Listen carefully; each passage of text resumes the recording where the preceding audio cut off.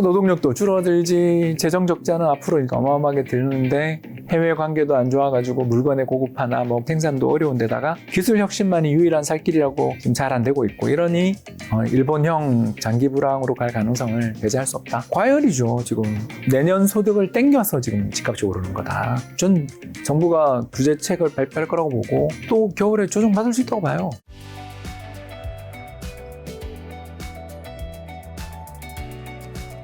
주말에 트럼프 전 대통령 저격한 사건이 있었는데 이게 미국 대선에 엄청난 영향을 줄 것 같은데 이코노미스트 박사님 좀 어떻게 보시나요? 예, 뭐 리스크가 커졌습니다. 이 양반이 정상적인 사람이면 사실 주식시장의 호재거든요. 이게 무슨 말이냐면 자기 공약대로 하겠다라는 그 초지일관함, 어떤 좀 추진을 꾸준히 하는 뭐 이런 사람이면 제가 솔직하게 호재라고 생각합니다. 네. 왜 그러냐면 이 공화당 행정부가 레이건 이후에 지금까지 역대 공화당 행정부가 달러 약세를 유도하지 않은 적이 없어요. 그거 굉장히 중요하거든요. 왜냐하면 환율이 상승하는데 외국인들 아무래도 좀 들어올 때가 찝찝하고 또 나가서 우리 물가 오르고 거기다가 우리나라 소비자들의 구매력도 약화되고 여러 가지 안 좋은 일들이 환율 상승할 때 벌어지기 때문에 미국 달러가 강세일 때보다는 약세일 때가 우리 시장이 좋아요. 우리 경제도 좋고. 그런 측면에서 트럼프는 거의 뭐 달러 약세 정책을 펼칠 가능성이 되게 높은 사람이니까 사실 이 사람은 대통령 되는 게 우리한테는 좋아요. 실제로 바이든 내내 우리 힘들었잖아요. 특히 달러 강세 속에서 힘들었습니다. 근데 이제 왜 제가 이렇게 트럼프에 대한 전망이 리스크 요인이다 이렇게 했냐면 이 사람이 2020년 선거 지고 깽판을 쳤잖아요. 사실 그것 때문에 지금도 뭐 얼마 전 대법원이 야, 그 대통령 재직 중에 한 건 전부 다 면책이야. 이거 안 해줬으면 사실 국가 반란 문제나 뭐 굉장히 심각한 범죄로 재판을 받아야 될 정도로 무슨 짓을 그때 했냐면 자기 선거 증거는 이게 음모 때문이고 더 나가서 국회에서 당에 우리 지지자들 와서 이거 변화를 해야 된다. 약간의 이제 그런 사보타주를 했잖아요. 그런 사람이란 말이에요. 이게 아무리 자기가 화나고 열받아도 자기 정치 커리어가 끝났다라는 절망감이 있었겠지만 그래도 어떻게 대통령이 그런 소리를 할 수가 있어요. 이건 이 사람이 이번에 그 대만에 대해서 사고친 것과 함께 아무리 비즈니스 위크에서 좋은 분위기로 특히 그 플로리다에 있는 자기 리조트에서 아주 느슨한 분위기에서 인터뷰였다고 그렇게 이야기하더라고요. 그렇지만 대만에 대해서 어떻게 생각하세요? 그랬더니 그자들은 우리한테 돈 하나 내지 않고 보험을 받는 존재다. 그런 이야기를 해버리면 이게 시진핑이 듣고 있다가 오케이 그럴 거라는 거죠. 너무 표현이 직접적인 거죠. 그러니까 정치나 외교는 상대가 오판하지 않게 해야 되거든요. 우리나라 한국 전쟁 난 것도 사실은 에치슨 라인이니 무슨 라인이니 하면서 한국의 전쟁 나더라도 미국이 개입하지 않을 거라는 오판을 스탈린과 김일성이 했기 때문에 미국이와 탱크를 북한에게 주고 날짜까지 다 받아와서 침공한 거잖아요. 그래서 1990년 그 구소련 해체 이후 공개된 극비 문서에 담겨있던 그 내용들인데 이 사례에서 볼 수 있는 것처럼 상대가 오판하는 언동을 할 수 있다는 게 우리 입장에서 너무 큰 리스크가 되는 거죠. 그래서 당장 뭐 대만 이야기 한마디 한 다음부터 TSMC 주가 빠지는 거 보면 무섭잖아요. 거기다가 또 바이든은 뭐 선거에서 어떻게든 포기 안 했는지 이번에는 ASML이 저렇게 두들겨 맞고. 그러니까 이 과정에서 보시면 알겠지만 저게 장기 악재는 아닌데 사고를 칠 개연성이 너무나 많은 사람이다. 그게 이제 저희 투자자 입장에서는 그 코멘트에 대해서 대만에서는 총통은 어떤 입장인지 밝혔나요? 아직까지 못 봤네요, 저도. 근데 대만 사람들 입장에서는 참 속상하겠죠? 그렇죠. 차기 대통령이라는 사람이 부담스럽겠죠. 더군다나 TSMC가 미국 기업들한테 바가지를 씌운 것도 아니고 열심히 노력을 하다가 보니까 인텔이 하는 파운드리보다 훨 잘 돼서 저렇게 세계 70%, 60% 이상의 압도적 시장 점유율을 가진 회사가 돼서 무역흑자를 내는 걸 어떻게 뭐 돈도 안 내고 보험의 효과를 누린다. 우리는 난 그런 거 안 한다. 이 말을 딱 듣는 순간 시진핑이 얼마나 좋아할 거라는 걸 생각 안 하는 거잖아요. 자기 그렇게 중국 싫어한다 그러면서 왜 중국이 좋아할 일을 해? 그러니까 이게 그 사람이 즉흥적이라는 거죠. 또는 마음속에 있던 이야기가 여과지 없이 나온다. 이건 진짜 위험하죠. 그게 중국의 오판을 부를 수도 있는데다가 더 나아가 이런 식의 충격들을 시시때때로 주니까 그래서 이 사람이 그것만 안 하면 호재인데 할 가능성이 있어서 내내 불안한 그럼 주식시장 입장에서는 기대 수익을 좀 낮춰야 되는 시장이 오는 거죠.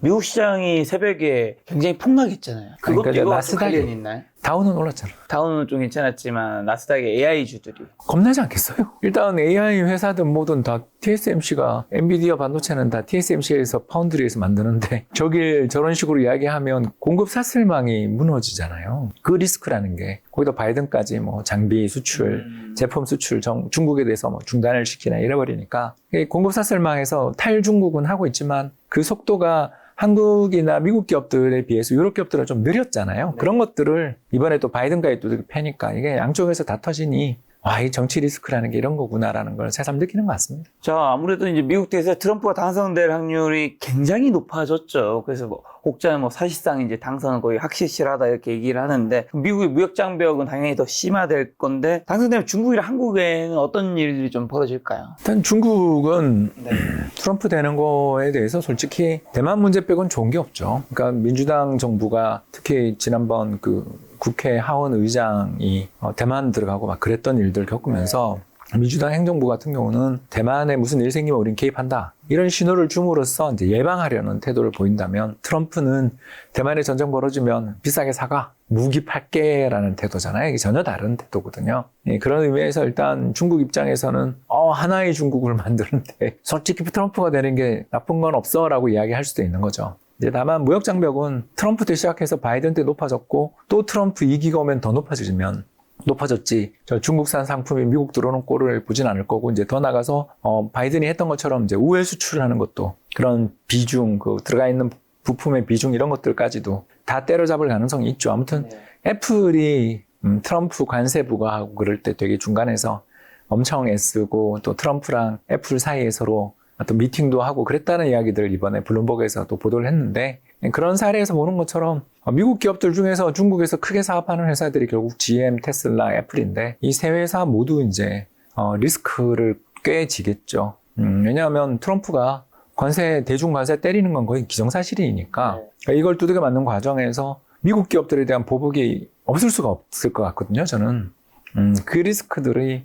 확실히 시장에는 좀 아직은 반영이 안 돼 있지만 저는 좀 반영이 돼 있고 그래서 중국하고 미국 관계가 좋아지기는 정말 어렵고 왜 어렵냐 하면 기본적으로 이제 퓨 리서치에서 조사를 하는 미국인을 대상으로 해서 이루어진 중국과 미국 간에 있어서의 서로 우호도 조사라는 조사가 있는데 이 빨간 선이 이제 싫어요라고 답한 사람 여기 83%니까 그게 무슨 말이냐면 무슨 일만 생기면 중국 때리는 정책 펼치는 순간 지지율이 반등한다는 거예요. 그러니까 바이든도 신나게 때린 거고 트럼프는 더 때리겠죠. 자기가 대통령 되고 난 다음에 된 다음부터 지지율은 떨어지게 돼 있는 거잖아요. 그러면서 자기 리더십이 약해지고 그럴 때마다 이제 중국 때리겠죠. 이게 너무 훤히 눈에 보인단 말이에요. 이렇게까지 싫어하면 그냥 거의 절대적인 지지율의 상승을 기대해 볼 수 있는데 안 때리겠어요. 그러니까 이게 결국은 중국과 미국 간의 관계가 좋아지기는 되게 어렵다. 왜 이렇게 나빠졌냐 하면 결국은 2008년이 분기점이었던 것 같다는 게 이제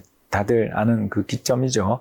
그래서 2008년 이제 베이징 올림픽 때부터 시작해서 이제 그 뒤에 특히 중국이 특히 후진타오 정부 이제 말기에 그 군사력 강화시켜 나가면서 또 그때 바이든이 이제 뭐랄까 상원의원 시절 아들도 그 중국 커넥션 문제 있는 거 알잖아요. 뭐 이런 거 있을 때부터 서서히 이제 중국이 미국에 대해서 이제 자기들이 그 특히 1대1로 2012년에 1대1로 하면서 자기들의 그 군사력을 해외로 투사하기 시작하는 전랑 외교라는 거 시작하면서부터 미국 사람들이 중국 싫어요가 이제 더 격해졌고 여기에 이제 트럼프 당선되는 시기 전후해서 압도적인 싫어요가 나오는 걸 보면 여기에 이제 2020년 코로나 때 또 점프하는 게 보이시죠. 그래서 보면 이게 바뀌기가 어렵다. 이거 지금 제가 봤을 때 한 20년 걸려서 완전히 어떤 국가에 대한 태도가 정반대로 이렇게 확 돌아선 다음에 더 강화되는 흐름으로 가고 정치인들이 이걸 이용하니 답 없다. 그리고 중국과 미국 간의 관계는 솔직하게 이야기하겠습니다. 미국이 바뀔 것 같지는 않으니까 중국 쪽에서 뭔가 전기가 나오지 않는 한 근데 중국이 독재 국가가 권위주의적인 그런 국가가 수그리고 들어가야 이게 문제가 풀릴 텐데 수그릴 수가 있을까? 그러는 순간 도전받지 않는 권력으로서의 이미지가 깨지잖아요. 맨날 뭐 푸틴이 얼음물 들어가고 뭐 우통 까고 나오는 게 다 이 도전받지 않는 강한 카리스마를 보여주기 위한 의도적 장치인데 시 주석은 자기가 불편한 자리는 아예 국제회담도 안 가는 사람인데 과연 트럼프한테 가서 숙이는 모습을 보여줄 것인가? 그럼 못할 것 같다. 그러면 이게 화해의 제스처가 나오기 어렵고 더 나빠진다. 뭐 우리는 어떡하냐, 뭐 끼어서 고생하겠지만 어떡하겠어. 이미 우리도 중국한테 찍혀서 중국에서 거의 다 퇴출된 나라니까 사실 미국이랑 중국 관계 나빠지면 솔직히 경제적 관계로 보면 우리가 훨씬 이익이다. 누차 이야기하지만 대만 문제 때문에 걱정이지, 저 대만에서 사고 칠까 봐 걱정이지, 솔직히 트럼프 되는 게 우리한테는 좋습니다. 지금 반중 정서가 높은 만큼 미중 갈등에서 이제 앞으로 미국은 중국을 계속 그렇죠. 무너뜨리려고 할 텐데 앞으로 좀 어떻게 무너뜨리려고 할까요? 뭐 중국이 알아서 지금 망하고 있으니까 네. 그걸 더 촉진시키려고 들겠죠. 뭐 가장 이제 대표적인 중국 망하게 만드는 가장 쉬운 방법은 미국이 금리 인상하는 건데, 그거는 이제 미 연준이 지금 금리를 인상하는 건 조금 너무 어려우니까 거기서는 이제 동결하거나 인하하더라도 별로 안 인하해주는 이제 그런 정책을 펼치는 게 중국을 제일 괴롭히는 방법인 거고요. 두 번째는 트럼프가 되고 난 다음에 관세를 지금도 22%인데 이걸 뭐 30%, 40%까지 올리면 중국 기업들이 전부 이제 베트남이나 멕시코 쿠션 쳐야 되는데, 그것까지 또 원산지 규정까지 적용해가지고 미국의 수입 시장을 막아버리면 답이 없잖아요. 그래서 중국의 공급 과잉을 심화시키면 이게 또 디플레. 우리 지난번에 와서 잠깐 이야기한 것처럼 중국이 지금 5분기 연속 GDP 디플레이터가 마이너스거든요. 그래서 이게 최장기간 1998년 아시아 외환위기 이후에 지금 최장기간 마이너스 물가예요. 마이너스 물가가 계속되면 경제가 망가지는 거죠. 네. 여기에 이제 또 하나 더, 최근 그 중국에서 미국으로 가는 그 난민 신청 이민자 수가 폭발적으로 늘어나고 있습니다. 그걸 계속 받아들이면서 이제 브레인 드레인이라고 그러죠. 그 두뇌 유출시키고 미국으로 중국 사람들을 계속 유입시키는 이런 정책들을 펼치면서 이제 찌르겠죠.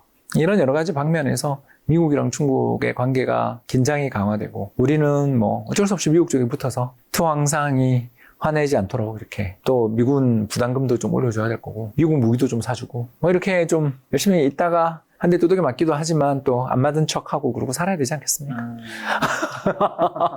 그럼 이런 갈등 속에서 트럼프도 당선될 확률이 높아지고 했으면 이제 한국에서 투자하시는 분들에게 투자의 포인트라든가 섹터는 좀 이제 어느 쪽으로 좀 더 포커스를 맞춰야 되는 거죠? 일단 이제 트럼프의 산업 정책이 다 알려져 있는데 세 가지거든요. 다 알려져 있습니다. 일단 첫 번째가 미국산 에너지 산업을 자기들은 강화하겠다. 그러면서 원전을 새로 놓고, 그리고 석탄 화력 발전소들을 더 건설하고 셰일 오일 기업들에게 보조금 주겠다. 뭐 그런 이야기들. 그러니까 에너지 독립, 에너지 자력 갱생, 이걸 되게 중시하는 사람이죠, 이 사람이.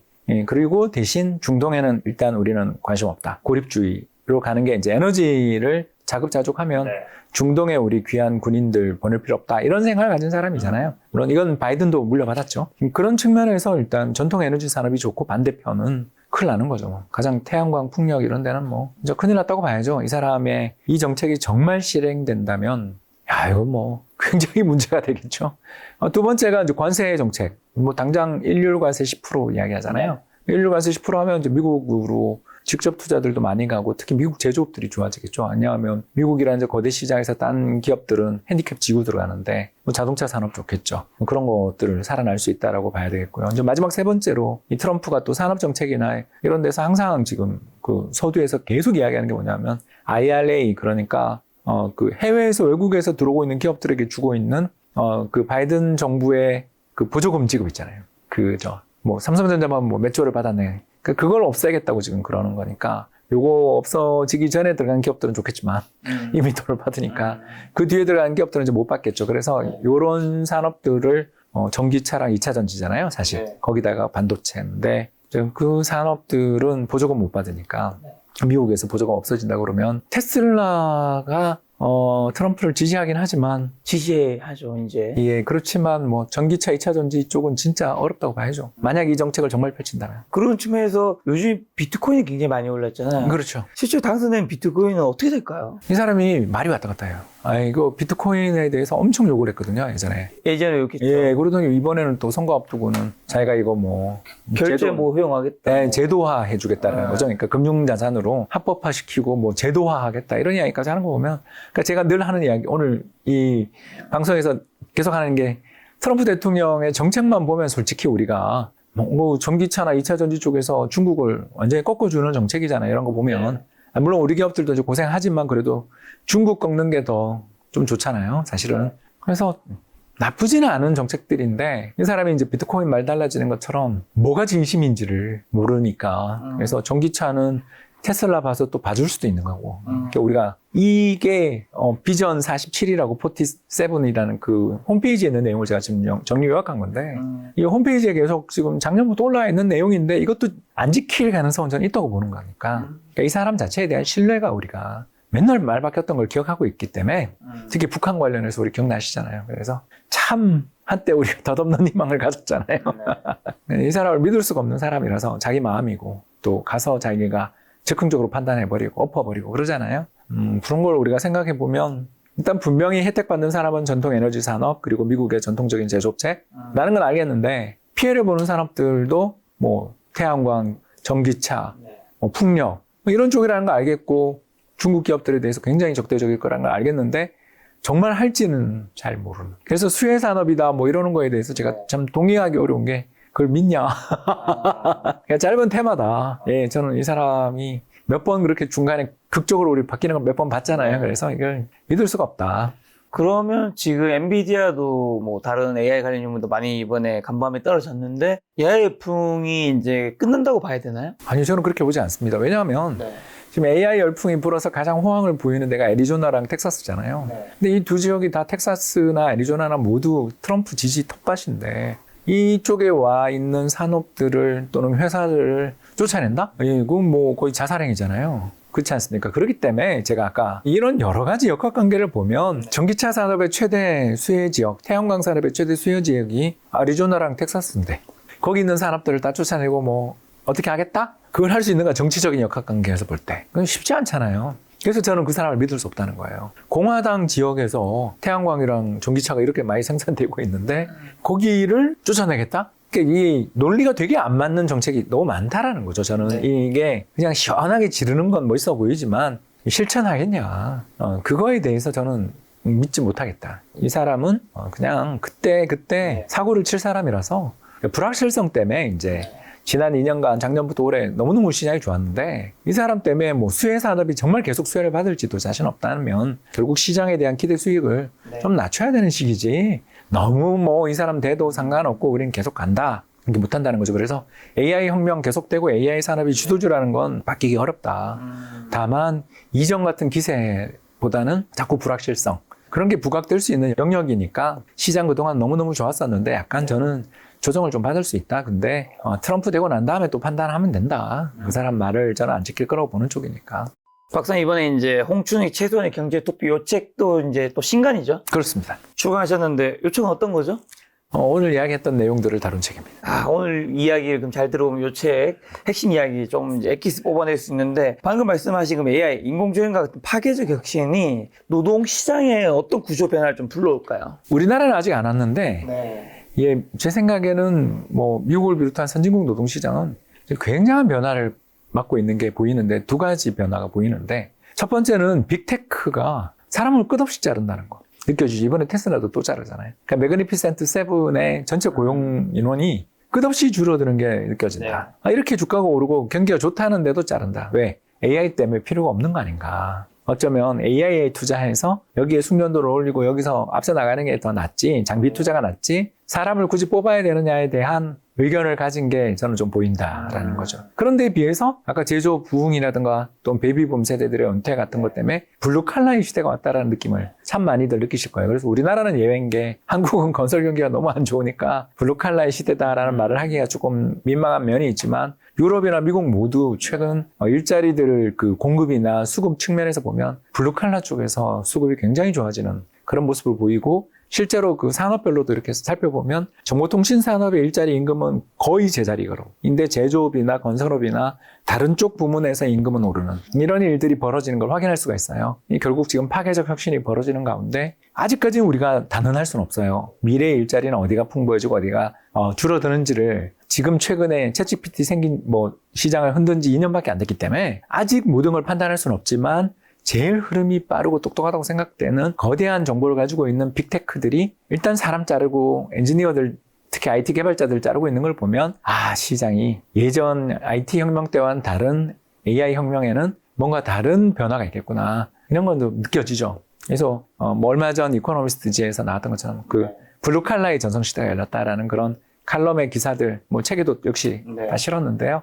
이제 그런 내용들에 대해서 굉장히 우리가 주목해서 볼 필요가 있지 않나. 세계적으로 중국마저 이제 저출산 때문에 노동력들이 계속 줄어드는 세상으로 가고 있는 판인데 중국마저 이렇다면 세계적으로 지금 노동력이 풍부한 데는 아프리카와 인도밖에 없다라면 그 노동력들이 선진국 들어오는 숫자는 너무 저개발 국가는 이민을 가기가 힘들어요. 네트워크가 없기 때문에. 이런 부분을 우리가 감안해 보면 세계적인 노동력 부족의 사회, 특히 육체 노동자들의 부족 사회가 출현하면서 이제 그동안 일방적으로 진행됐던 지식 노동자들의 임금 상승과 대비되는 육체 노동자들의 어려움들이 이제 역전될 그런 세상이 출현할 수도 있는 그런 과정에서 이제 불평등이 또 완화되는 세상이 올 수도 있겠다는 생각도 들고 여러 가지 이제 좀 복잡한 심정이 많이 들죠. 아이들 어떻게 키워야 되나?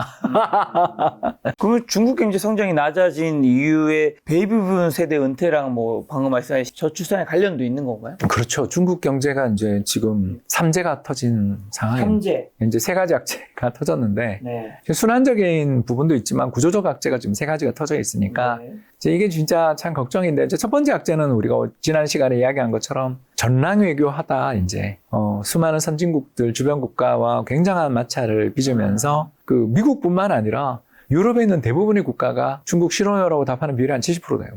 그래서 주요국 중에서 중국 좋아요 답변이 더 우세한 나라가 싱가포르밖에 없나? 뭐 그래요. 그러니까 화교들이 많은 사는 나라들은 당연히 중국에 대한 우호도가 좋으니까 그건 이해가 되는데 자기들의 수출 시장이라고 볼 수 있는 북미랑 유럽 쪽에서 너무너무 이걸 싫어하는 걸 보면 결국 중국이 그동안 밀어붙였던 1대1로나 전랑 외교 같은 것들이 이제 중국의 브랜드 이미지를 높이려는 노력들하고는 굉장히 상충되면서 뭐랄까요, 이제 가격 인하 말고는 중국 상품 팔기가 참 어려운, 그러니까 독보적인 기술을 가지고 있으면 좋은데 또 그런 독보적인 기술을 갖춰가려고 하다가 이렇게 두들겨 맞은 거니까요. 이게 이제 첫 번째 문제라면 이제 두 번째 그 구조적인 문제가 바로 중국의 베이비붐 세대의 은퇴가 지금 시작됐다라는 건데요. 중국의 베이비붐 세대는 1962년생부터 75년생까지의 4억 5천만 명입니다. 사이즈가 다르죠. 중국 인구가 뭐 12억 그러는데 13억인가요? 그 정도 인구의 거의 한 3분의 1이 넘습니다. 이 어마어마한 인구가 이제 가난한 채로 은퇴한다라는 거죠. 왜 그러냐면 이제 이 사람들이 운이 없었던 세대인데 태어날 때 또 일단 못 먹었고요. 왜냐하면 대약진 운동 4천만 굶어 죽은 직후에 태어난 세대입니다. 그러니까 엄청나게 사람들이 이제 빈궁한 나라에 태어났고 두 번째가 이 사람들이 어려서 자라고 있는 초등학교 들어갈 때쯤 문화 대혁명이 시작돼서 대학에 다니던 학생들까지 다 지방으로 내려보내는 이른바 하방을 했는 세상을 살았기 때문에 이 사람들이 교육을 거의 못 받았어요. 그래서 이 60년생이라고 치면 60년생이 한 40쯤 먹었을 때가 2000년대잖아요. 그때 IT 혁명이 중국에도 불어닥쳤단 말이에요. 근데 그런데 영어도 좀 하고 뭔가 뭐 컴퓨터를 다룰 수 있는 뭐가 있어야 이런 걸 쫓아갈 텐데 못 쫓아가는 거죠. 그래서 중국이 아주 그 상위 0.01% 정도 되는 북경에 있는 좋은 연구소나 뭐 이런 연구소에 계신 분들은 세계 최고의 논문을 쓴다고 인정받지만 사회 자체에 특히 농촌 지역에서 태어나신 이 60년대생들은 교육받은 것도 없고 돈도 잘 못 모은 상태에서 40 넘어 50 넘어 사는 막노동, 육체 노동 말고는 일자리를 찾기 어려운. 왜냐하면 IT로 중국 경제가 급격히 넘어갈 때 이런 것들을 잘 못 따라가고 해외에서 온 매뉴얼도 읽어야 되고 컴퓨터도 좀 해야 되고 수학 문제까지는 아니어도 코딩, 간단한 코딩 하면 얼마나 좋은 일자리가 많이 생기던 시절에 이 사람들은 일을 그런 쪽으로 더 자신의 임금을 업그레이드할 기회들을 놓친 사람이 지금 4억 명이 살아있는 거죠. 근데 비해서 중국의 국민연금에 해당되는 이제 양로기금이라고 있는데 그게 그 9억 명 정도가 가입돼 있는데 1인당 돌아가는 돈을 이렇게 한번 저희가 계산해 봤더니 얼마 안 되더라고요. 그래서 100만 원 돈 정도. 적립금액이 노르웨이 석유기금은 1인당 국민 1인당 1억 원이 적립돼 있다고 저희들이 그러거든요. 그러니까 인구 1000만인데 1000조 원이 그렇잖아요. 그런데 이제 여기는 적립돼 있는 돈을 그때 데이터를 보는데 우리 국민연금보다 적은. 그러니까 인구가 20배인데 인구 20배인데 그 정도면 정말 곤란하잖아요. 그럼 우리나라는 예를 들어서 이제 2천만 명 있는데 1000조다. 우리가 지금 국민연금 1000조니까 그러면 500만 원이든 뭐 이렇게 계산이 대충 나오잖아요. 그러니까 그거에 또 훨씬 못 미치는 돈을 여기서 적립을 하고 있더라는 거죠. 그러니 이 노인들이 은퇴를 하고 부양해줘야 되는 세대들의 부담이 우리보다 훨씬 큰 거죠. 우리는 베이비붐 세대가 은퇴한 건 지금 벌써 다 은퇴를 하고 있지만 이 사람들은 부유하고 58년기 때가 제일 부유하잖아요. 거기다가 그 뒤에 1인당 국민소득이 3만 5천 불, 구매력 기준 5만 5천 불 되는 부자 나라니까 아무튼 정부가 세금 거두면 거치잖아요. 여기에 이제 세 번째 가장 큰 문제가 뭐냐면 최근에 중국의 생산성 향상이 완전 10년째 정체 상태에서 그냥 꼼짝도 못하고 있는 그런 게 보여지거든요. 왜 그러냐? 그 생각해 보면 일단 무역 장벽으로 맞춰서 수출길이 좀 막힌 게 첫 번째겠지만 사실은 이제 중국 정부가 끝없이 밀어주는 뭐 대표적인 게 반도체 굴기 이런 걸 하면서 어마어마한 이제 돈을 쏟아부었지만 뭐 칭화윤리 그룹 없어지는 것도 봤고 그 수많은 사기 사건들 이런 데서 보는 것처럼 투자는 무식하게 많이 했는데 성과가 뭐 어떤 이유로든 안 나니까. 그래서 제조 2025가 내년인데 정말 자기들이 최강의 경쟁력을 가지고 있는 건 풍력이랑 태양광 정도 말고요. 과연 그렇게 정말 세계 탑 경쟁력을 가지고 있는 제조업체를 육성해냈냐 하면 실패한 거죠. 그러니까 그 투자의 돈에 들어가서 효율이 안 나오니까 경제의 생산성이 향상 안 되고, 경제의 생산성이 향상 안 된다는 건 경쟁력 개선이 없거나 또는 기존에 하던 어떤 전략이 정체 한계에 부딪힌, 그게 이제 중진국합니다. 그래서 노동력도 줄어들지, 재정 적자는 앞으로 이제 이 사람들 부양해야 되니까 어마어마하게 들는데 해외 관계도 안 좋아가지고 물건의 고급화나 뭐 부가가치 제품 생산도 어려운 데다가 기술 혁신만이 유일한 살 길이라고 제조 2025 했는데 그것도 뭐 지금 잘 안 되고 있고, 이러니 이제 경제가 삼재가 다 터져 있는 상황인데 부동산이 2021년 펑 터져가지고 3년째 지금 빠지잖아요. 그러니까 그 경제가 위태위태하던 상황에서 부동산이 폭락하는 순간 이제 지금까지 이야기했던 이 잠재적 악재가 전부 현실의 악재로 전이되며 디플레가 심화되는 중이라고 볼 수 있죠. 중국의 양로연금이라든가 이런 것들은 제가 책에 정말 자세히 잘 적어놨으니까 제 책만큼 이런 걸 이렇게 소개하고 하는 거는 아마 여러분들 처음 보실 거예요. 처음 보는 데이터가 엄청나게 많습니다. 그래서 그 양로보험 적립금이 7천억 불, 그러니까 우리보다 적어요. 우리는 1조 달러 정도 적립되어 있는데, 그러니까 1인당 845달러, 100만 원 정도밖에 안 돼요. 그러니까 이게 중국의 어떤 큰 문제점이니까 가난한 상태에서 노령화가 시작됐고, 값싼 노동력들의 이제 공급은 한계가 도달했는데, 그래서 눈높이도 되게 높고, 힘든 거 일하기 싫어하는 건 어디나 다 똑같잖아요. 소득 올라가면. 그런 상황에서 제품을 고부가 가치를 만들었어야 되는데, 그게 이제 야심찬 시도가 제조 2025가 어떻게 보면 지금 뭐 한두 개 산업 정도를 제외하고는 거의 망했다고 봐야 되잖아요. 2차 전지 정도가 아직 희망이 조금 있지만 그것도 뭐 수출길 막혀서 어떻게 될지 모르겠고, 전기차도 수출길 막히고, 이제 동남아로 지금 계속 진출하던데, 이제 거기가 유일한 활로니까 동남아시아에서 이제 앞으로 어마어마한 격전이 벌어지겠지만 일단 그 시장 자체가 작기 때문에 모르겠습니다. 저는 중국이 정말 지금은 획기적인 어떤 정책, 대안 이런 게 안 나오는 한 일본형 장기 불황으로 갈 가능성을 배제할 수 없다. 이렇게 보고 있습니다. 중국의 저출산은 어떻게 되고 있죠? 예, 우리랑 비슷하게 가고 있죠. 여기도 한 명. 예, 근데 뭐 그 그림이 여기 띄어놨는데 예, 신생아 출생 추이인데 그게 이제 음영으로 표시된 부분이 대약진 운동. 저때 4천만 명 죽었고요. 정말 굶어 죽은 사람이 4천만. 예, 그러고 엄청난 이제 베이비붐 세대가 있었는데 그 베이비붐 세대의 아들 세대가 약하죠. 지금 보시는 것처럼. 그렇게 굉장히 약하죠. 왜 60년대생들의 30살 다음에 90년대생들이잖아요. 근데 그 90년대생들부터 출산율이 굉장히 낮아요. 왜? 한 가구 한 자녀 운동. 그래서 더 줄었고, 이제 지금은 90년대생들이 애를 놓는 중인데 90년대생 자체가 60년대생에 비해서 훨씬 숫자가 적었잖아요. 그러니까 이제 저출산이 더 강화되는. 그래서 한 가구 한 자녀 운동 이런 거 다 폐지해도 소용이 없는 그런 상태로 가고, 사람들이 이제 옛날 우리가 중국 여행이나 저는 뭐 탐방을 워낙 많이 갔는데 기업 방문을 갈 때마다 와, 중국 사람들은 정말 뭐라고 표현해야 될지 모르겠는데 나쁘게 얘기하면 돈미세지만 좋게 이야기하면 열정이 넘치는 사람들이었는데, 이제 그런 게 조금 인터넷을 통해, 이제 저는 중국 무서워서 못 가니까 인터넷을 통해서 이렇게 접하는 중국의 흐름을 보면 최근에 이 젊은 세대들은 이제 좀 뭐랄까 자포자기한 또는 불황에 지친 제로 코로나 때부터 지금까지 이어지는 한 5년에 걸친 이 불황 속에 이제 저는 뭔가 예전에 그 에너지를 느끼기 어려운 나라가 된 거 아닌가, 그런 생각이 좀 듭니다. 최근에는 중국의 수출이 좀 다시 좀 좋아지고 있지 않나요? 예, 그 우리도 좋고 중국도 좋고요. 다 좋은 게 단가가 오르니까. 우리만 하더라도 이번 6월에 발표됐던 반도체 수출 제품 단가 같은 경우 보면 뭐 어마어마하게 오르고 있어서 2016, 17을 연상시키는 속도로 제품 가격이 인상되고 있거든요. 그러면 중국 제품 가격도 인상되고, 또 중국이 동남아나 멕시코에 쿠션 쳐서 나가는 물건들도 늘어나니까 분명 중국의 수출이 좋아지죠. 근데 다만 예전에는 우리가 한국의 수출이 한 10% 늘어나면 중국은 20%씩 늘었어요. 왜냐하면 이제 쉐어가 올라가는 거죠. 근데 지금은 우리보다 수출 증가율이 못하잖아요. 이제 결국 그 전 세계 시장에서, 수출 시장에서 중국의 점유율이 끝도 없이 올라가던 시기가 5년, 6년째 지금 계속 지금 중국의 시장 점유율이 줄어드는 세상으로 가는 거죠. 이게 이제 경쟁력 문제와 관세 문제, 그리고 비용 문제들이 이제 복합적으로 작용을 하고 있다고 볼 수 있겠고, 이 문제를 이제 타개하려면 내수 시장 키워야 된다. 우리가 뭐 몇 년째 하는 이야기지만 근데 그 뭐 생각이 없는 게 확연하잖아요. 중국 내수 시장을 그렇게 부양하기 위해서는 개인들의 소비를 좀 자극하고 개인들이 시장에서 뭔가 적극적으로 물건을 살 수 있게 만들어주는 이런 분위기를 만들어주는 게 돈을 안 쓴다면서요? 예, 근데 그걸 안 쓰니까 이번에 6월 달 통계가 나왔는데 네. 중국 소매 판매 증가율이 전년 동기 대비 2%. 경제는 4.57%. 그래서 저는 뭐 데이터를 믿을 수 없지만 아무튼 아무리 조작이라 그래도 4% 성장하는데 소비 증가율이 그것도 소매 판매면 인플레가 감안된 건데 이게 2%. 보통 그럼 몇 프로 나와야 돼요? 예전에 12, 13%가 기본이었죠. 그게 지금 4분의 1 토막 난 거예요. 90년대나 2000년대 내내 15%, 12%가 기본이었던 나라가.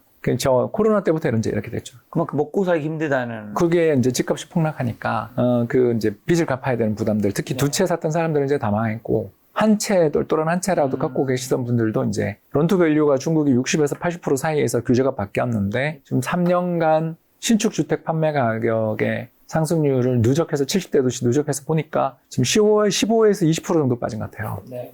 그러면 이자 부담까지 생각하면 이제 2022년이나 2021년에는 집 산 사람은 다 망했고, 그렇죠? 그리고 20년에 이제 집 산 사람들까지 그 빈티지, 2020년 빈티지도 이제 곧 망하겠고, 그 다음 19년 빈티지 이런 식으로 지금 계속 이제 한 해 이제 멸망의 수레바퀴, 파산의 수레바퀴가 구르고 있는 중이니까 이걸 해결해 줘야 되는데 일단 이번 6월 달 중국 주택가격 상승률 통계도 월간 기준으로 해서 마이너스 1% 정도 또 하락을 했으니까 이게 5월에 대규모 주택경기 부양 정책이 나왔는데도 6월에 이렇게 빠졌으니 지금 뭐 중국은 이제 정말 아까도 이야기했습니다만 획기적인 정책, 내수를 개방하고 금융시장을 개방하고 그리고 소비자들에 대해서 감세도 하고 아베노믹스죠. 그리고 위안화도 평가 절하하고 그리고 미국한테 가서 저희 미국 상품 저희가 관세 다 폐지하고 뭐든 다 수출할 수 있게 해주고 우리나라 기업들하고 똑같은 대우 해줄 테니까 살려주십시오 이런 걸 해야 되는 상황인데 시진핑 주석이 자기 체면 깎인다 싶은 국제회의는 안 가고 맨날 이강 총리 보내고 있잖아요. 총리 보내고 있잖아요. 그런 거 보면 시진핑 주석의 캐릭터를 볼 때 그렇지 않습니까? 권위주의적 국가는 그 사람의 캐릭터가 되게 중요하잖아요. 이 사람이 머리를 숙이며 세일즈맨 역할을 해줄 것인가? 되게 쉽지 않지 않냐. 대만이나 침공 안 하면 다행이지. 네. 그런 상황이라고 보여져요. 아무튼 뭐 운이 되게 없는 거죠. 미국하고 관계가 이렇게 안 좋을 때 코로나 터져가지고 중국에 대한 그 국가 이미지도 너무너무 안 좋아져 있지. 트럼프가 또 당선될 것 같지. 여기다가 2021년 공동부윤이 뭐 이렇게 하면서 부동산 때려잡다가 이렇게까지 집값이 폭락할 줄 몰랐지. 이게 다 그냥 운도 없고 이제 아까 이야기했던 삼재도 걸려 있었고 그렇게 됐죠. 그러면 좀 일각에서는 중국 경제 뭐 부활하고 있다는 얘기도 있는데 회생 가능성도 좀 있는 건가요? 아니면 아직은 아직 시간이 많이 걸리는? 아직 미천은 있어요. 그 세 가지 미천이 존재한다고 저희들이 부르는데 책에 다 있습니다만 네. 그래도 뭐 어떤 건가요? 요약해드리자면 첫 번째 미천은 중국 국민들 특히 노인들이요 중국 공산당 엄청 좋아해요. 왜 좋아하는지 모릅니다. 근데 그 면담했던 책들을 읽어보거나 다 읽어봐도 젊은 사람들은 정말 불만이 많은데 지금 근데 숫자가 적잖아요. 아까 우리 출산율 통계 보셨죠? 근데 나이 든 사람들이 숫자가 압도적으로 많은데 이 나이 든 사람들이 문화대혁명 때 피식도 못 먹고 살다가 덩샤오핑 이후에 먹고 살 수 있게 되잖아요. 그래서 이 눈높이가 되게 낮은 사람들이라서 자신의 절대적 빈곤, 그 굶어 죽던 상황을 해결해준 공산당에 대한 지지가 아직 있고요.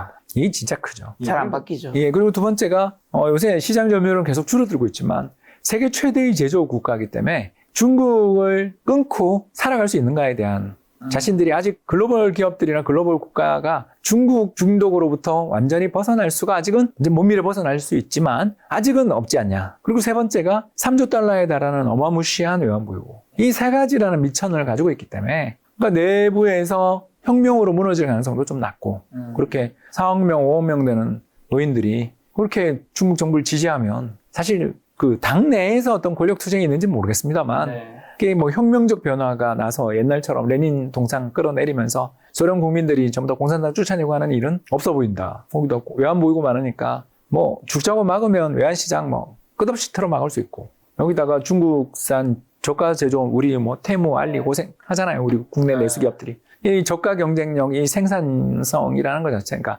마진을 못 내고 생산하는 거로 보여지지만 아무튼 뭐 잘하잖아요. 그러니 중국은 끝났다라고 말하기에는 정책만 좀 잘 쓰면 뭐 쉽게 얘기해서 공동부유네 잘못했다. 그리고 부동산 기업들 내가 다 돈 대서 완공하지 못한 건물들 전부 다 정부 돈으로 다 해줄게. 라든가 뭐 두 집, 세 집 사도 세금 안 때릴게. 뭐 금리도 인하할게. 그리고 미국이랑 잘 지낼게. 그리고 외환 보이고 괜히 뭐 소모하지 말고 나갈 돈 나가라. 그 대신에 환율 올라가면 뭐 수입 물가 올라서 디플레 퇴치되지 않냐? 그러니까 아베노믹스죠. 뭐 이런 걸 하면서 내수시장 개방할 테니까 좀 봐주십시오. 이러면 해결될 문제로 보여요. 아직 미천이 있으니까. 그러나 이걸 지금 벌써 제로 코로나 때부터 시작해서 만 5년에 가까운 시간 동안 이렇게 헛발질을 지금 크게 2번을 하고 있는 중인데, 제로 코로나에 공동부유가에 2번을 했는데, 여기 한 번 더 실수하면 아무리 미천 많더라도 이거 심리가 완전히 꺾이면 돌이킬 수 없는 국면으로 갈 수 있지 않나, 그렇게 생각합니다. 자, 그 방금 말씀하신 알리테무. 중국 커머스 한국에 들어오고 있는데, 요거 한국 커머스 시장이 위험한 걸까요, 앞으로? 뭐 위험하죠. 우리가 호구잖아요. 네, 제가 좀 센가요? 네. 지금 갑자기 우리 김 작가님 얼굴이 굳었어요. 잘 안 보는데 우리 김 작가가 이렇게 얼굴이 딱 굳어지는 건 잘 없는데 지금 어색한 웃음. 왜 그러냐면 우리가 2016년 한한령 두들겨 맞아가지고 롯데쇼핑부터 힘들었죠. 신세계부터 뭐 이마트 다 쫓겨났지, CGV 쫓겨났지, 삼성전자 쫓겨났지, 현대차, 기아차도 뭐 거의 껍데기도 뭐 껍데기 값도 못 받고 쫓겨나고 있는 중인데, 뭐든 중국의 보복으로 우리 기업들이 망할 지경이 됐거나 고생한 기업이 이렇게 많은데 왜 우리는 중국 기업들한테 이렇게 문을 활짝 열어주고 아무 생각이 없는가? T4TET 이게 뭐냐면요, 모든 거래에서 가장 좋은 자리가 뭐냐면 T4TET이거든요. 네. 처음에 잘해줘요. 그러다 상대가 내 뺨을 때리잖아요. 그럼 저도 때립니다. 때려야지. 예, 그러지 않으면 다른 데서도 똑같이 우리가 당하거든요. 그래서 그래 그러면 우리도 때렸어야 돼요. 한한령 때 못 때렸잖아요. 박근혜 정부나 문재인 정부나 윤석열 정부까지 지금 오는 새 정부가 바뀌는 동안 내내 우리는 호구 노릇하고 있는 나라잖아요. 그러니까 중국이 우리한테 뭐라 그러면 벌벌벌 떠는 나라잖아요. 중국 대사한테 가서 전부 다 인사도 하고 다니고 그러잖아요. 왜 이럴까 우리는? 그러니까 자신감이 없는 거죠, 나라가. 그리고 맞았으면 보복을 해야 되는데 보복도 못하고. 아니, 또 뭐 중국이 강대국이기도 하니까. 근데 우리 입장에서 솔직하게 이야기하자는 거죠. 여기서 중국한테 맞아봐야 우리가 뭐가 더 나빠질 게 있는데요, 중국과의 관계가. 반도체? 우리가 중국에 수출 안 하면 중국 망해요. 그렇지 않나요? 지금 왜 우리 SK하이닉스 주가가 그렇게 많이 빠지는데. 중국에 이런 저가 반도체도 이제는 수출하지 마 이럴까 봐 지금 벌벌 떠는 거 아니에요, 시장이? 고가만 팔아서는 살 수 없잖아요. 중국에 있는 공장들은 어떡하고. 랜드플래시, 인텔이 팔았던 공장, SK하이닉스가 중국 공장 샀잖아요. 삼성전자도 시안에 공장이 얼마나 크게 있는데, 거기서 파는 물건들도 못 팔게, 예를 들어서 중국에서 생산된 것도 중국에 못 팔게 하면 큰일 나잖아요. 그러면 우리 기업들 주가 빠지는 정도지만 우리는 솔직히. 근데 중국은 망하잖아요. IoT 세상에 와가지고 모든 사물 가전제품에 전부 반도체 들어가서 인공지능 집어넣고 해서 먹고 사는 세상에 왔는데, 한국산 반도체 없으면, 저가 반도체가 없으면 중국에서 그 수많은 전자제품 생산이 불가능하잖아요. 왜 우리가 두들겨 맞는 것만 생각해요? 한국이 대중 반도체 수출 금지령 때리는 순간 삼성전자 주가에 한가 맞고 끝나겠지만 중국은 나라가 망해요. 아니, 아까도 이야기했지만 수출로 제조업으로 먹고 사는 나라가 반도체 수급이 안 되는데 무슨 수로 다른 나라에 수출할 수 있어요? 수많은 면에서 우리가 중국에 대해서 보복할 수 있는 게 너무나 많은 나라예요. 근데 왜 안 하냐? 쫄아서 그런 거죠. 이런 나라예요. 그러니 알리테무의 공습에 우리나라 이커머스들 뭐 이대로 가면 망하는 수밖에 없죠. 왜냐하면 저기는 어마어마한 공급 과잉이, 수출길은 막혔는데 정부가 제조업에 대해서 대출은 끝없이 해주잖아요. 보조금 주고. 그럼 당할 수가 있어요?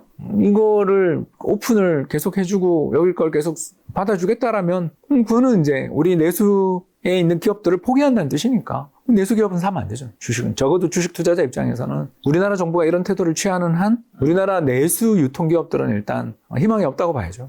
자, 내수 얘기해 주셔서 요즘 부동산 시장 안 여쭤볼 수 없죠. 상반기 부동산 시장 집값 상황 어떻고 사람들의 심리 어떤 것 같아요? 요즘 집값이 서울이라든가 수도권에 뭐 몇 주 연속 상승. 사람들이 막 이제 부동산 중개소에 막 사람들이 몰린다면서요. 제가 저기 전번에 와서 했잖아요. 한국 주식보다 부동산이 올해는 낫다고. 네, 맞아요. 그대로예요. 한국 주식은 저는 정말 위에가 되게 그렇게 많이 남아 보이지 않는 데 비해서 부동산은 되게 많이 남아 보입니다. 왜 그러냐면 일단 금리 떨어지죠. 그러니까 부동산의 결정짓는 이유는 세 가지잖아요. 아니 뭐 세 가지. 전번에도 했어요.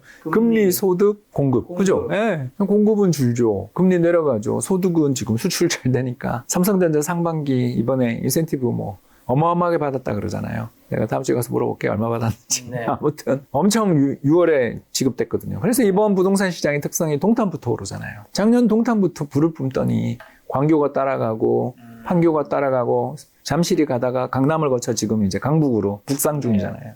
이게 의미하는 바가 뭐예요? 소득이 높아지는 우리나라 상위 20% 근로자들, 대기업, 그리고 공사, 공무원, 전문직 이렇게가 우리나라 상위 20% 근로자들인데 이 사람들의 소득은 작년보다 올해는 무조건 오르고 올해보다 내년에 굉장히 많이 오르게 돼 있잖아요. 삼성전자 분기 10조씩 나는 거 봤잖아요. 그러면 이 사람들의 소득 증가가 뒷받침되는데 금리는 부동산 PF 문제나 가계부채 문제 때문에 내릴 거라는 게 우세하잖아요. 지금 뭐 그렇죠. 우리나라 국고금리 3% 깨질라 그러잖아요. 그러면 뭐 공급은 없잖아요. 서울 같은 경우 특히 없죠. 장위동에 12억 분양해도 줄을 그렇게 서잖아요.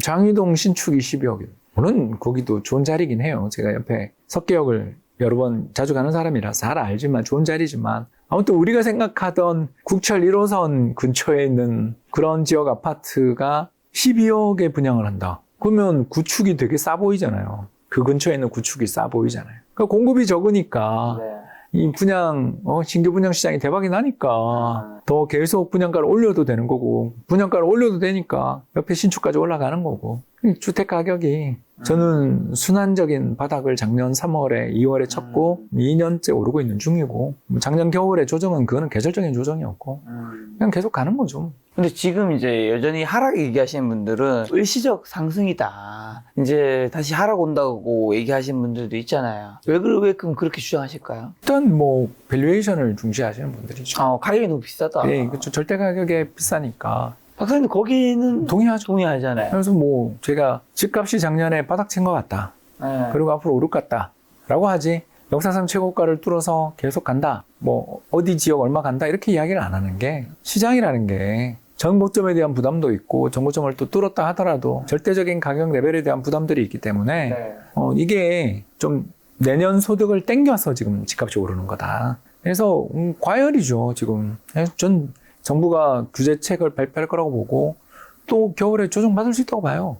다만, 제 주장의 핵심은 작년 2월 저점보다 올해 3월 저점이 높았어요. 3월이 이번에 실거래가 바닥친 달이었는데, 그래서 작년 2월 저점보다 올해 3월 저점이 높았어요. 그리고 올해 하반기에 다시 뭐 추석 지나면서 정부가 세게 뭐 규제 대책을 펼치던가 뭔가 해서 아니면 트럼프가 당선되거나 해가지고 주식시장이 좀 조정을 받아서 부동산도 조정을 받는다 그러면 또 내년에 한 4, 5월쯤 조정이 왔다 칩시다. 그러면 그 저가가 올해 3월보다는 높을 거라는 거죠. 저는 그 이야기지. 조정 없이 간다. 아유, 그건 버블이지. 근데 이건 순환적인 강세장이다.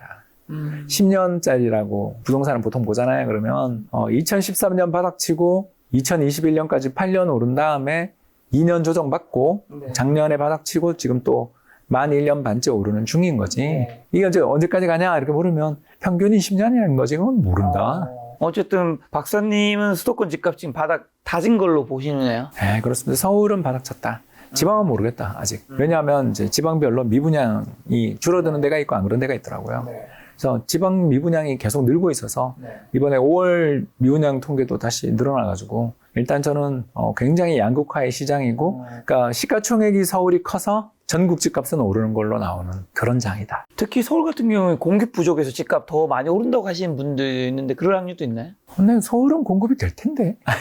이게 무슨 말이냐면 이 분양가에서도 공급이 이루어지는 데는 서울밖에 없는 것 같은데요. 신의문도 이번에 나왔고 장위동 나왔고 계속 분양이 있잖아요. 서울은 이번에 또 잠실 진주도 일단 공사비 갈등 타결됐으니까 여기다가 청담 권영인가 거기도 타결된 것 같고 그러면 분양 나오잖아요. 그래서 서울은 분양이 꽤 있어요. 서울의 공급은 늘 부족했기 때문에 그 부족한 공급 중에서 그나마 좀 그래도 올해는 나오는 해죠. 그래서 뭐 공급이 부족한 건 항상 그랬고 그랬으면 2022년은 빠지면 안 되는 거였죠. 그러니 뭐 제 이야기의 핵심은 그러니까 순서가 아까도 이야기했지만 금리, 소득, 공급. 그래서 공급도 이제 공급은 장기 변수지. 자꾸 공급만 갖고 이야기하기는 지금은 조금 안 맞는 시장이다. 그리고 이 세 가지를 봤을 때 지금 금리 내리고 집값은 있어요. 바닥을 쳤다.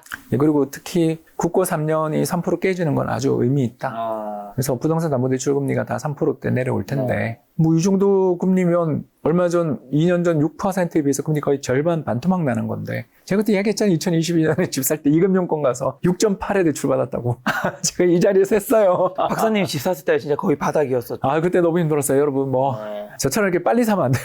저는 그때 근데 또 금매를 사셨잖아요. 싸게 사셨죠. 근데 금매라고 샀는데 그 다음에 실거래가가 저보다 싼 게 나오니까 힘들더라고요.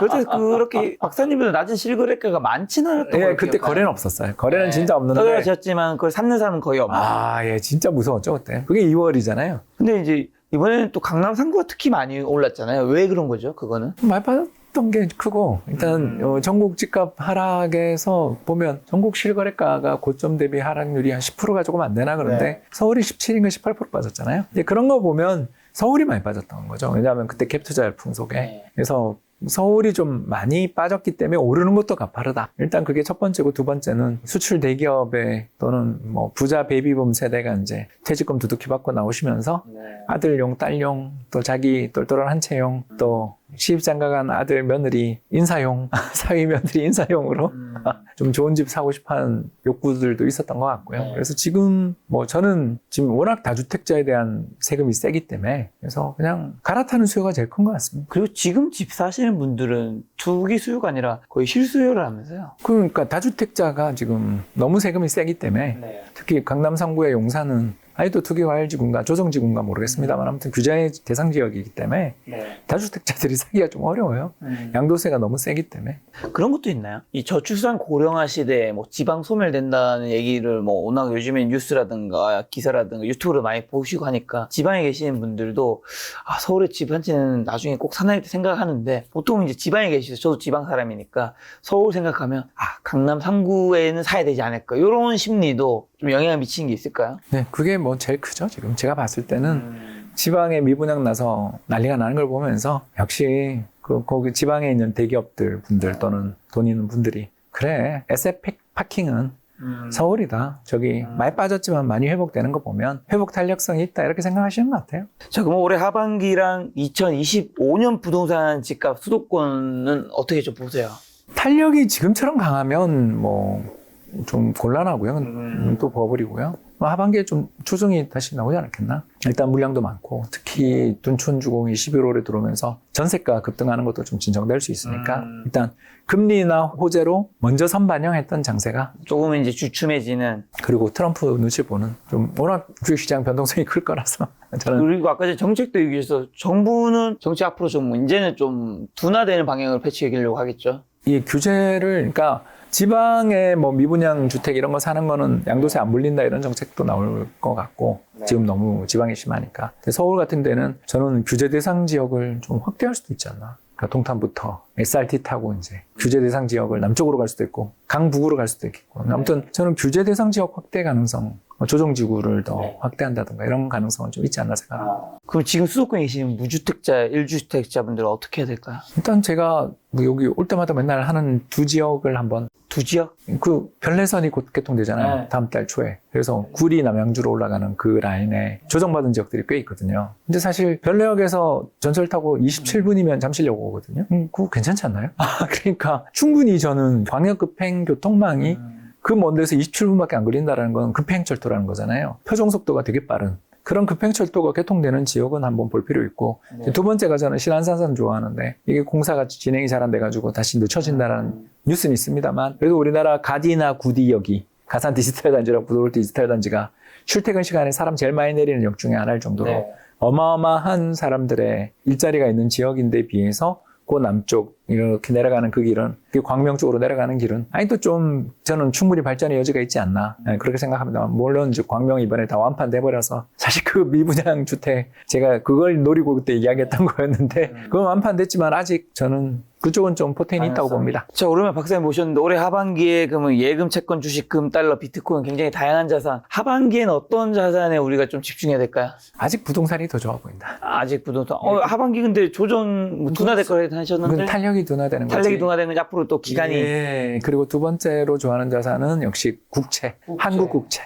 한국 국채. 미국은 저는 금리 인하가 그렇게 아주 많이 되거나 뭐 신속하게 될 것 같지 않다는 쪽의 입장이잖아요. 해도 한번 저는 그렇게. 왜냐하면 트럼프랑 파월 사이 엄청 안 좋아요. 아시죠? 원수입니다. 원수입니다. 원수.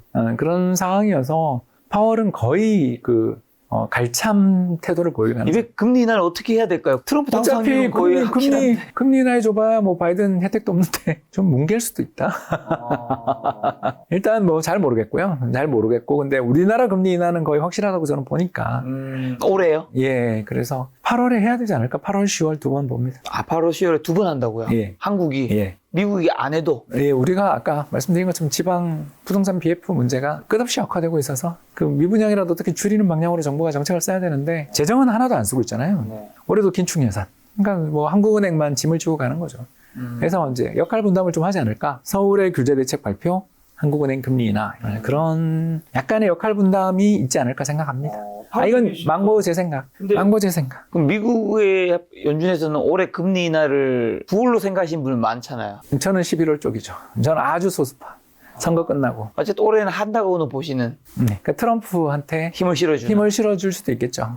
아무튼 저는 선거 전에는 그 선거 개입하는 거를 하기 싫어할 것 같다. 쪽이 있고요. 하긴 이런 분위기에서는. 예, 특히 이번에 미국의 소매 판매도 너무 잘 나왔고, 그 이제 유가 빠진 거 생각하면 엄청 잘 나왔잖아요. 그리고 산업 생산도 잘 나왔는데 여기서 굳이 환율은 좀 어떻게 될까요? 환율 떨어진다고 저는 보는 쪽이죠. 예. 근데 트럼프가 입 탈 때마다 이렇게 환율이 하루에 막 몇 원씩 오르니까 진짜 이제 저는 좀 연말엔 좀 떨어진다 쪽입니다. 아무튼 미 연준이 그때는 금리 인하한다고 보는 쪽이니까. 네, 박사님의 시인과 홍춘욱의 최소한 경제 토픽 요 책 가지고 이야기 나누는데 많은 분들 요 책 보시면 여러분들 경제 지식을 넓히는 데 도움이 될 것 같고요. 근데 이제 요즘에 내수 관계가 그렇게 많이 안 좋다고 하잖아요. 안 좋아요. 우리가 다 수출을 먹고 사는 나라, 수출이 뭐 크긴 하지만 수출 먹고 사는 사람들만 있는 건 아니니까요. 내수 경기로 힘드신 분들에게 마지막으로 뭐 투자나 삶의 조언 한마디 주고 가신다면. 금리 인하 될 것 같습니다. 이게 뭐 제일 중요하잖아요. 사실 네.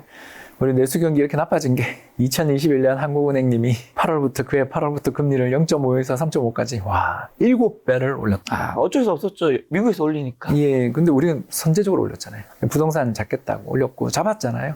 좀 한국은행이 좀 최근에 특히 가계부채도 좀 완화되고 있으니까 금리 인하해 주시면 그래도 우리나라 내수 경기는 수출 쪽에서 경기 좋아지면 이게 이제 좀 돈이 보너스 받아서 풀리는 데다가 그 사람들이 집 사고 그러면 또 그쪽에서 약간씩 따뜻한 기운들이 내려오는 면은 있으니 그래도 올해보다 내년이 내수 경기가 낫지 않을까 희망을 가져봅니다. 아까 전에 그 전국에는 이제 기준금리 인하를 하면서 이제 영향을 좀 주고, 근데 서울에는 이제 규제를 강화할 가능성이 있잖아. 한다고 했는데 이제 많은 분들이 금리 인하하면 집값이 지금 이런데 이게 더 들썩이는 그러니까 걱정이 될 텐데 이 두 흠이 부딪히면 균형이 잘 맞을까요? 그래서 제가 하반기에도 탄력이 둔화되지 집값은 그냥 계속 오를 것 같다라고 보는 게 그런 이유죠. 근데 그거 어떡하겠습니까? 이게 정책은 항상 우선순위를 잡아야 되거든요. 우선순위는 저는 부동산 미분양 나서 부동산 PF 망가진 거. 저게 지금 현재 우리 경제의 최대 우선순위 아닌가. 작년에 새마을금고 뱅크런 있지 않았잖아요, 우리가. 그런 유사한 일이 벌어지면 진짜 큰일 나거든요. 그래서 지금은 일단 미분양 잡는 게 우선이고 그걸 위해서는 금리 인하가 또 정부가 그런 지방의 미분양을 줄이기 위한 대책을 함께 내놓지 않을까 생각합니다. 네, 박사님과는 다음번에 또 요체까지 오늘 못다한 이야기 또 시간 만들어 보도록 하겠습니다. 오늘 만나는 손님은 홍춘욱 대표님이었습니다. 지금까지 여러분 소중한 시간 함께 해주셔서 정말 감사합니다. 오늘도 김 작가였습니다. 고생 많으셨습니다. 감사합니다.